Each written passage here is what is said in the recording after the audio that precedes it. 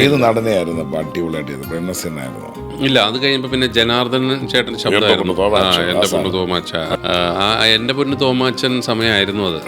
എല്ലാരും അത് തന്നെ. ഒരു CBI എന്റെ പൊണ്ണു തോമാച്ച, CBIക്കാരന്മാര് സ്റ്റാറുമാര് 2 രൂപകളൊക്കെ ആയിട്ട് വീടിന്റെ മകളിലോട്ട് കയറി പോയിട്ടുണ്ട് എന്ന് പറയുന്ന ഒരു സംഭവം. അല്ല, പക്ഷെ ഞാനത് വേറെ ഇതിൽ പറഞ്ഞിട്ടുണ്ട്. ഈ ജനാർദ്ദൻ ചേട്ടന് നമ്മൾ സിനിമയിൽ കാണുമ്പോഴുള്ള ശബ്ദം അങ്ങനെ ആയിരുന്നില്ല. അതിനു മുമ്പ് ഉള്ളൊരു വില്ലൻ കാലഘട്ടം ഉണ്ടായിരുന്നില്ല. അപ്പോൾ എത്രയും ഇതുണ്ടായിരുന്നില്ല. മിസ്റ്റർ അലക്സ്, നിങ്ങൾ ഞങ്ങളോട് സഹകരിക്കുകയാണെങ്കിൽ ഞങ്ങളുടെ മുതലാളി നിങ്ങൾക്ക് തക്ക പ്രതിഫലം തരും.